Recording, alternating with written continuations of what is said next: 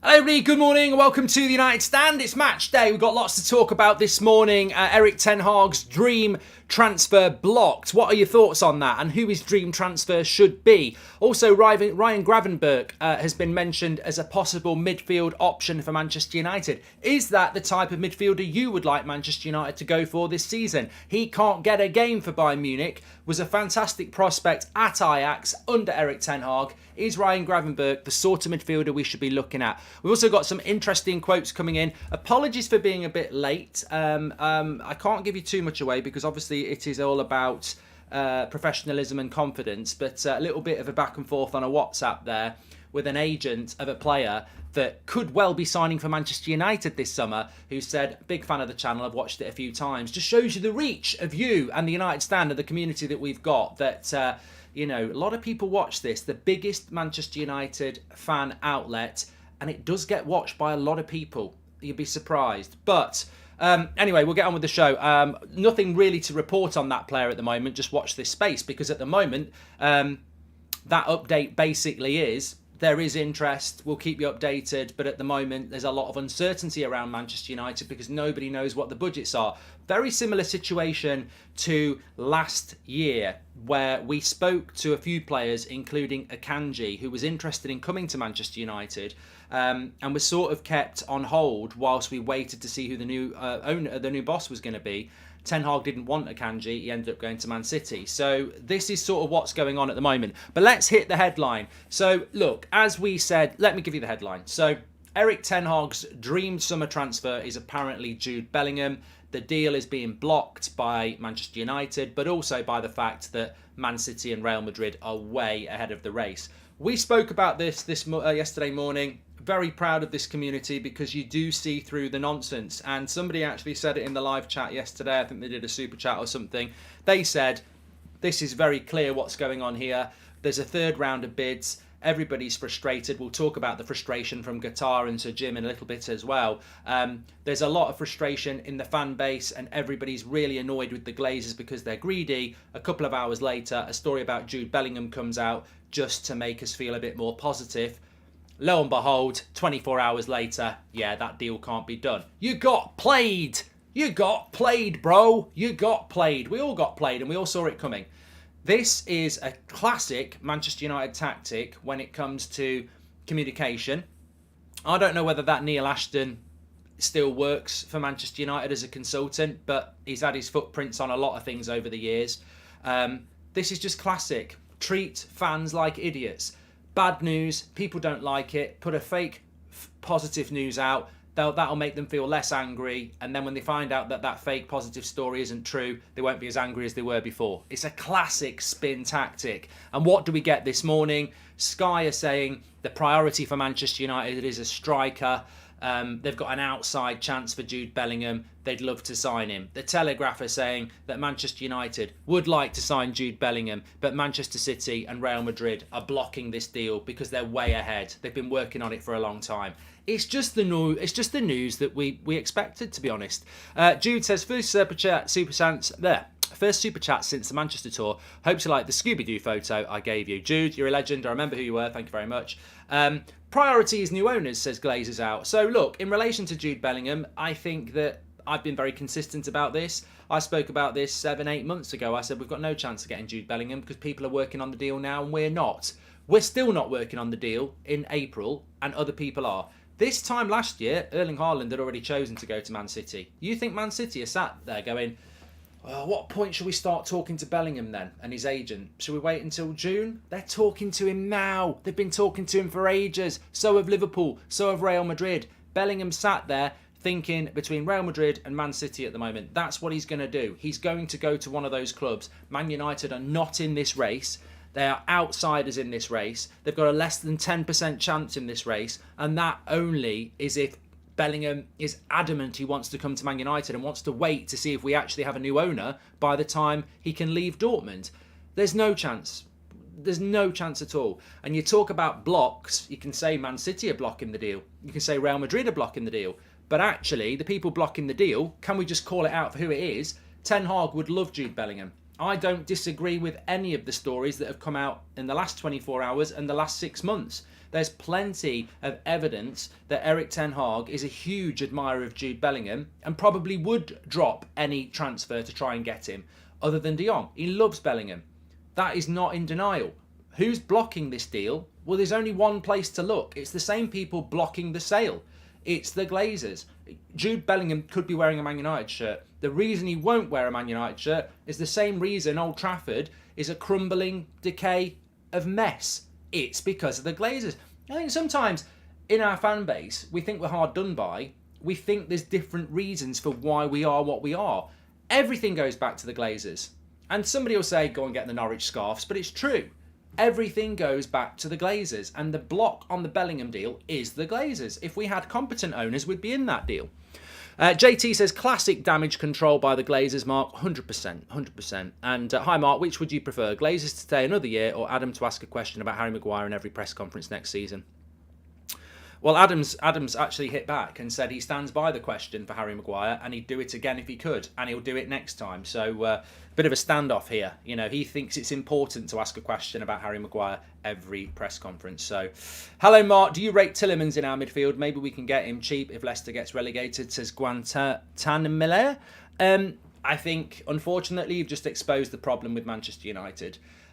We're talking about we can't sign Jude Bellingham and you're talking about Tielemans on a free. Sometimes you can get a free transfer that's a good deal, Ericsson, but come on, we're trying to close the gap on... I mean, one thing I will say, the last couple of nights, I've seen football that would destroy us. Destroy us. Real Madrid would destroy us. Man City, in that form, would destroy us, and so would Bayern Munich.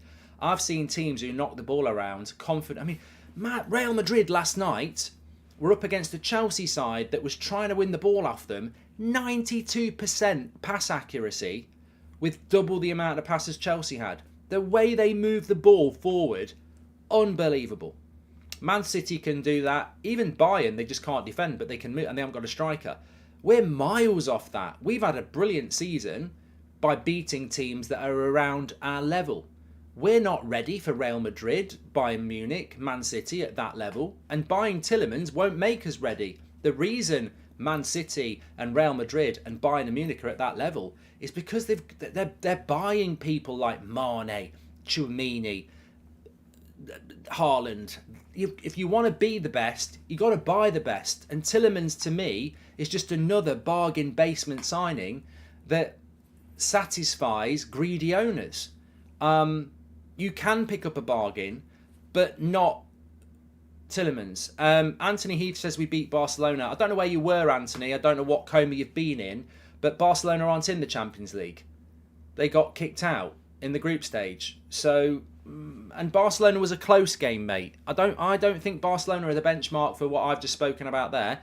You'll notice I didn't mention Barcelona. We're talking about the very best teams in the world consistently, and I don't think Barcelona are there. I don't think Barcelona put themselves there. They're having a very good season. They're going to win the league, but they're not one of the best teams in Europe. They might be on the trajectory there. They've got a very good squad. But what we're talking about is, if we want to be the best, we've got to remove the McTominays, the Maguires of this team, and you've got to bring in the Bellinghams and, you know, the top quality players. That's what Man United need, because that's what these players have got. So, look, I'm sure there'll be more stories about Manchester United and Jude Bellingham. And Shabez says no more English players. I'm sure there will be more questions and more topics about Jude Bellingham.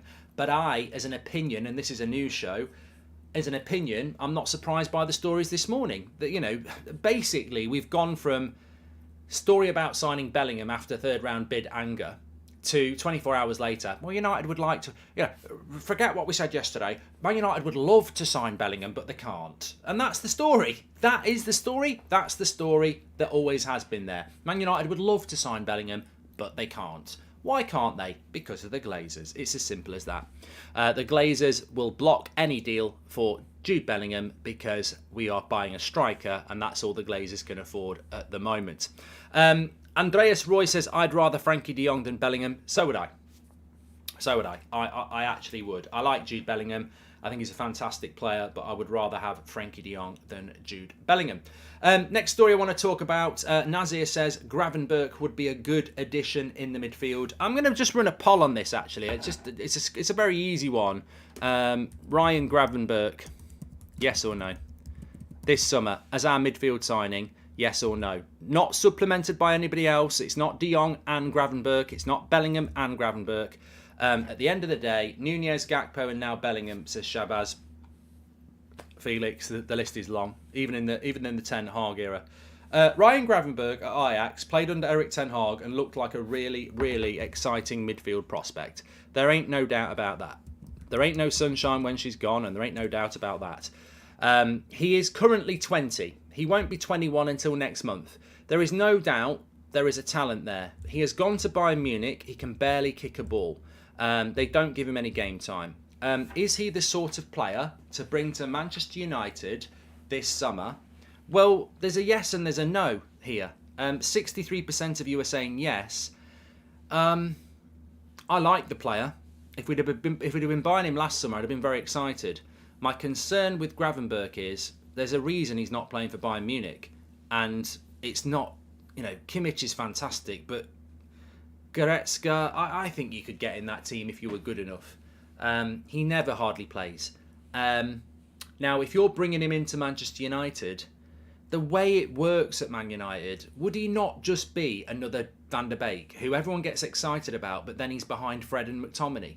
I want a midfielder that you sign and you go, they're ahead of Fred and McTominay. Because we've had this for years. We've had it with Donny, we've had it with Sabitzer to a certain extent. You buy a midfielder and you think, right, they're going to be competing for the first team, and then Fred and McTominay get picked ahead of them. I just worry if we brought Gravenberch in, he would end up in that position. Whereas if you bring a Casido in, or a Bellingham in, or a de Jong in, or an Alexis McAllister in, they are ahead of Fred and McTominay, and they are pushing for a place in the first team. So I like Gravenberch, and I think the interest will be there because it's another player that Ten Hag knows from Ajax. And I don't think Ten Hag would say no to it, and maybe we would go for it because it'd be a lot cheaper than some of the other people. I mean, Casido's going to be north of 60 million. We know Bellingham's going to be 100 million. De Jong probably won't leave. McAllister will be probably north of 50 million. You'd probably get Gravenberch out of Bayern for somewhere around 30 million. And he could be really, really good. So in some ways, I'm like, yes. But there's a lot of buts there because if you buy another, if you buy two midfielders, he becomes the understudy, he becomes what he is at Bayern Munich. If you just buy him, is he good enough to push Eriksen? I don't know whether he's good enough to push McTominay out off the bench. So he's got a lot of potential, but I don't know whether that's the right signing for us. I mean, having said that, his age, his profile, his type of player, his price, he could be something really special. But you'd have to look at the red flags of Bayern and go, why hasn't it worked for him? But look, as I say, if Erik Ten Hag said that's the one I wanted, I'd certainly be looking at it. But who would I prefer out of him and Sabitzer? To be honest, it's funny because I think Gravenberch actually suits what we need more than Sabitzer. Sabitzer for me is not more defensive, whereas I think Gravenberch is more defensive. He's more powerful. But Gravenberch's probably the bigger risk at that age. And as Nazir here, he did play under Ten Hag. The problem is, and I hate to bring this up because it sort of feeds into what we're going to talk about next in relation to the takeover. The problem is that if we're in a position that many experts are predicting now, and we predicted it right at the start, this summer transfer window is not going to be the saviour and new start for Manchester United. It's actually going to be probably the last shit in the barrel from the Glazers, because I think this summer transfer window is going to be horrible. If we're still being sold, it's the Murta and Arnold show again. We know what happens with that. I mean, I don't even think about the Murta and Arnold show. We know what happens with that. Even if you've got £300 million in your pocket, we know what happens with those. Slow, lethargic, overpaid, wages too big as well. So there's a lot of contrast in relation to that as well, isn't there? But let me just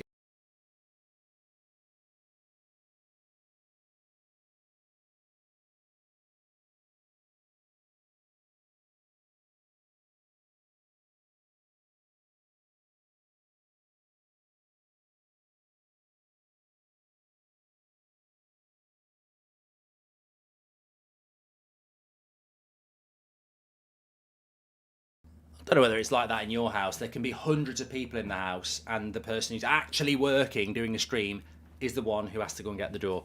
Anyway, should McTominay be considered injury prone now, says Julian? Can we come back to that? But as I said, you know, when it comes to this summer transfer window, you've got Arnold and Murta, and they're still going to be here. And the frustrations that they tend to bring don't even get discussed, because we're more focused on, will we get new owners in? How quick can we get them in? Can we bid for Bellingham? Can we do this? Can we do that? And the reality is, most experts are now saying Man United's summer transfer window is in crisis. Ten Hag is frustrated, and it's going to have a huge impact on what Manchester United can do. And there are still, you know, there are still fairy tale fans, and I say fairy tale fans because I think they're walking down Lollipop Lane with candy floss clouds, and it's raining cherryade, and the doors are made out of chocolate, you know, and the grass is made out of some other candy. You know, it's fanciful, because they think what's going to happen is, we'll get new owners in July.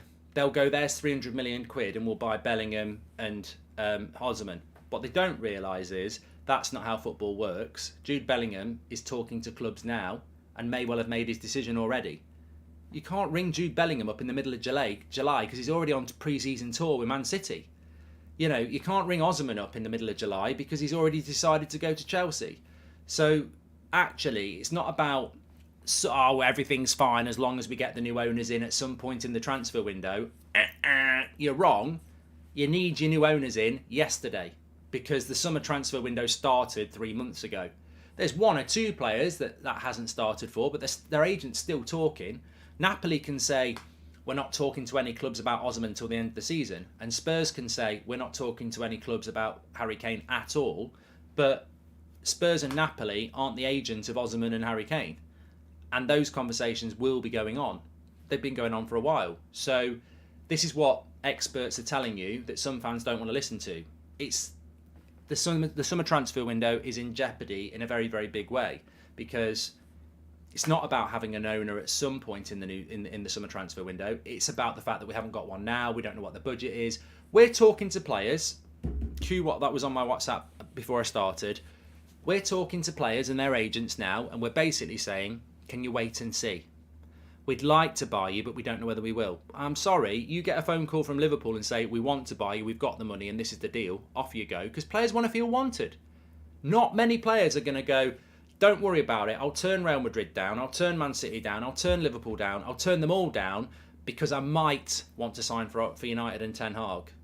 Footballers, a lot of them will go where they feel wanted, where the financial package is good. There's very few footballers out there that are going to go, I don't care how much money you offer me, my dream is to play at Man United. There's very, very few, and that's why the summer transfer window is difficult. We need new options at centre-back, centre midfield and striker, says James. I hope power is given to Ten Hag, as he's the only one who could get both quality and quantity out of a Glazer budget, and we might need to risk cheaper deals on talent, says James. In number 6, Gravenberch is already ahead of McFred. If we, however, want someone that can play multiple position, then that remains to be seen, says Axel Allen. Just talking about the takeover news before I go through some quotes from Erik Ten Hag. We had the story last night about Thomas Ziliakis. Obviously, a lot of people I don't think ever felt that he was that credible as a purchaser of Manchester United. He's pulled out, saying that the whole process is a farce. What I can tell you is that from the Sir Jim Radcliffe side and from the Al Thani side, there is major frustration, and there has been all along. They won't publicly pull out, and they won't publicly say that, because ultimately they're trying to buy the club, and they don't want to get into a slagging match with the people they're trying to buy the club from. Their stance is a very professional one. They will stay in this race as long as it takes to get the club, but it's fair to say they share a lot of the opinions of what Ziliakos has said, that the whole process has just been a joke. Somebody said to me that the sale process of Manchester United is not a surprise. It is exactly the same as what they're like in the transfer market. It's a joke, it's embarrassing, it's unprofessional, it's all about greed. They haven't got a clue how the football industry works at all. But at the end of the day, Sir Jim and Al Thani, who are professional business people and have got experience and have a knowledge of how the football transfer system works and the football business system works, They are embarrassed in relation to how the Glazers have handled this, and apparently some people at the Rain Group are, because the Rain Group sold Chelsea, but they are all staying in it because ultimately the end prize is what they want. They want to get hold of Manchester United, but there's massive frustration about how the sale has been conducted, unprofessional, almost described as, it feels like you've got the Rain Group, you've got people who want to buy the club, very, very professional people, and then unfortunately above the Rain Group you've got the Glazers, who are just a circus. So many people with so many different opinions, changing all the time, moving the goalposts, all of them with very little knowledge of what they're talking about, just trying to get a price that's ridiculously unreasonable, which is frustrating for the Rain Group, and it's frustrating for those trying to buy. And that's what's going on. And most of you would realise that anyway, because we've got major experience of what the Glazers are. They're not football people, they're money people. But yeah, I mean, look, I suppose it's a little bit of comfort to know that whether it's Sir Jim or Al Thani who buy the club, they are very frustrated with what's going on, because there's no need for this to be going on. And ultimately, the reason it keeps dragging on is because the club is up for sale, but the people selling it are motivated by greed and disagreement. There's, normally, if you're selling your house, everybody in that house knows it's for sale. Everyone makes an effort and is in agreement that you're going to sell it. Imagine trying to sell a house that you share with 6 other people. None of you agree on whether you should sell it, and none of you agree on what you should sell it for, but you've got an estate agent that wants to sell it, the Rain Group, and then you've got buyers professionally who want to buy it, but you've just got this complete and utter unprofessional cohesion around selling it. And that's Man United. That's why the stadium's rusted. That's why we have all the issues we have. Raza says, congratulations to Lottie on launching Comfort Crate to help cancer patients manage side effects with tried and tested products after being diagnosed with stage 4 cancer at 23. She'd love to promote on the United Stand one day. Raza, that sounds fantastic. I mean, I don't necessarily understand what it's all about. It sounds like that's a bit of a shout out for someone doing a fantastic thing, but I'd be very interested to know what that's all about. Thank you very much for letting us know about that. That was from Raza and Lottie. Comfort Crates, thank you. That sounds absolutely incredible.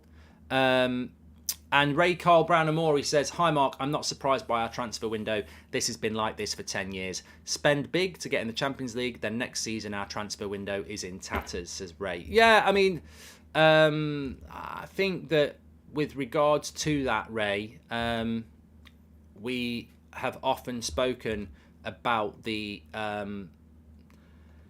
cycle of Manchester United under the Glazers, and it's about breaking that cycle. Of course it is, but that cycle of Manchester United is new manager, spend a load of money to get back in the Champions League, because the new manager normally comes in place because we're in the Europa League and they've sacked another manager. So new manager comes in, they spend big, they get Champions League football, and then suddenly the expenditure stops because the Glazers have got the Champions League football, and then that doesn't allow the new manager to build on the momentum.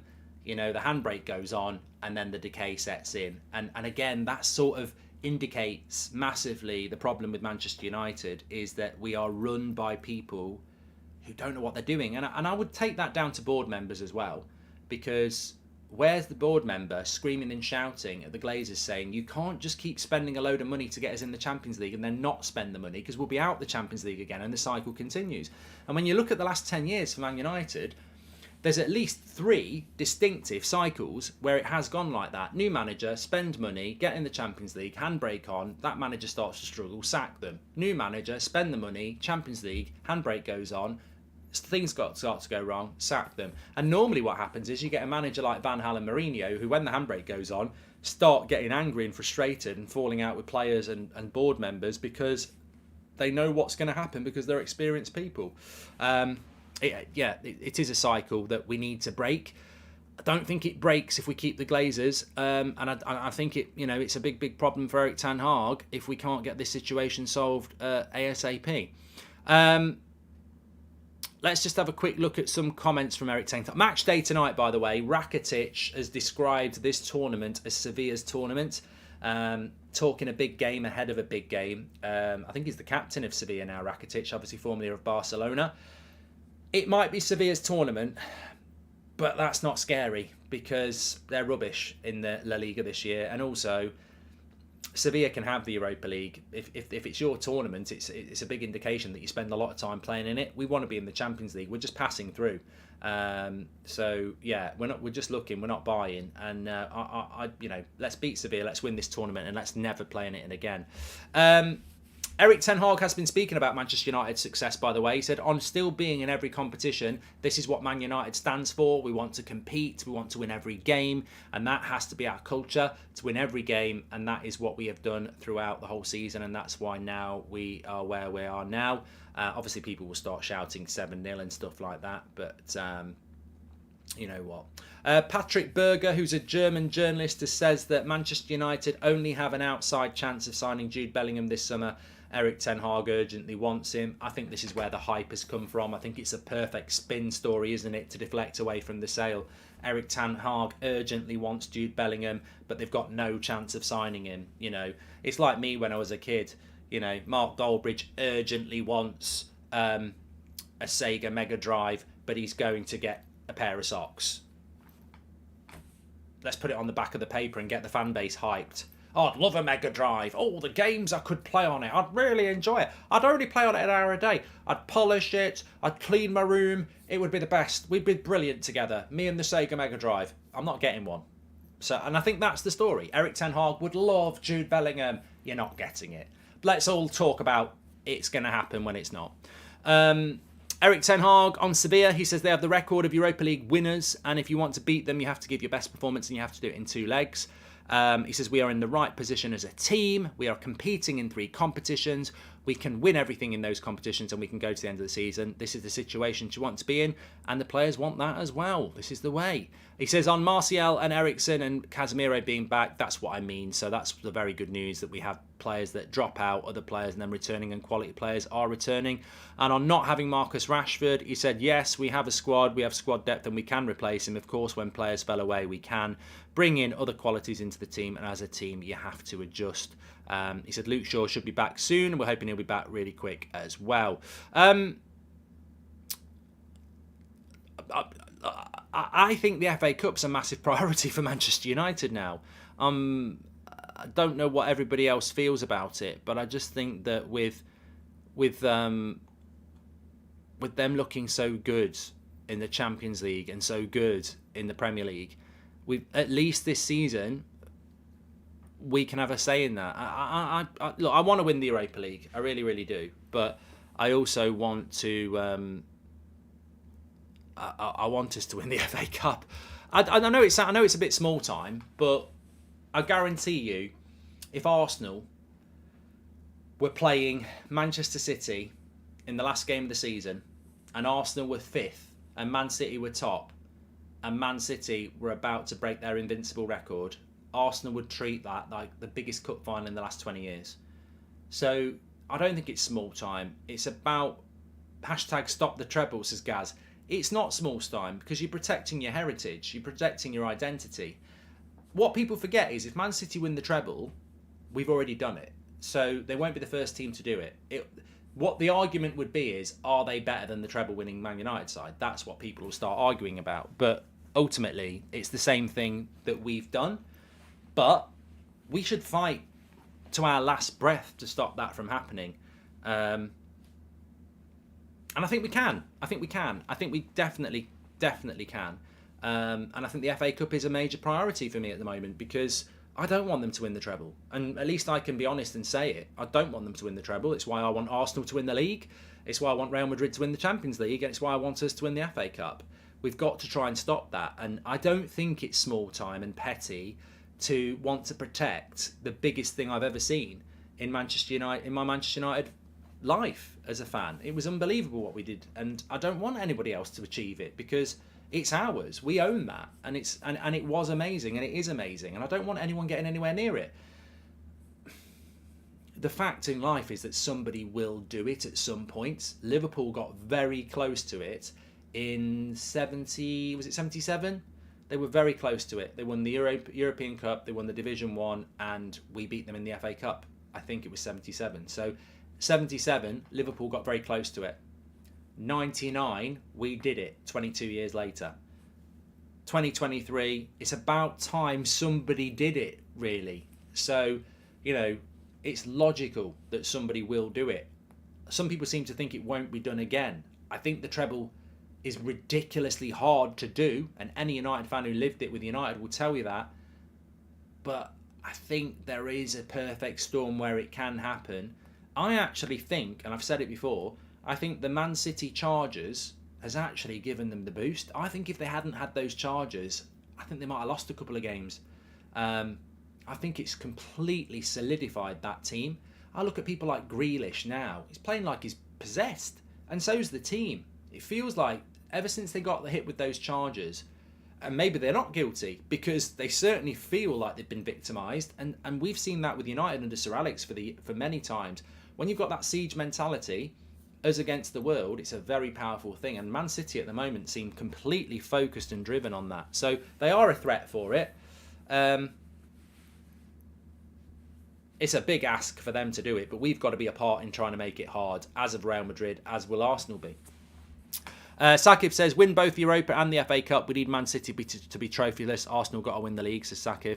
And Hardik says, if you do sell 13 players, how on earth do we bring in another 10 with the Glazer budget, not even getting anywhere to new deals taking place? These owners will ruin our next season without good deals, says Hardik. Well, I don't want to finish on a negative. Frimpong update, says Occo. There is no update on him at the moment, other than that we've had talks, but there's nothing more than that because we can't sign people at the moment. Club ambitions comes from top. If owners happy with mid-performance of board not go outside expectations to achieve that. Big parasites need to go first, says Jay. Thanks for your super chat. Look, if I was being completely blunt as to what I think the situation with Man United would be this summer, any talk of 13 sales is ridiculous. Any talk of Jude Bellingham is ridiculous. In our current, you can only deal with what you are. You can't deal with speculation. You can't be, well, this time next year I'll be driving a Ferrari when you've got a Vauxhall Astra on your drive and you can't afford a Ferrari. I hope you are driving a Ferrari in a year's time, but it's speculation. What you are is what you are at this moment, and at this moment we're owned by the Glazers. So we'll spend all some. This is my prediction at the moment, and I hope it changes. We spend all summer trying to sign Harry Kane, and we do it on the last day of the summer transfer window, end of August.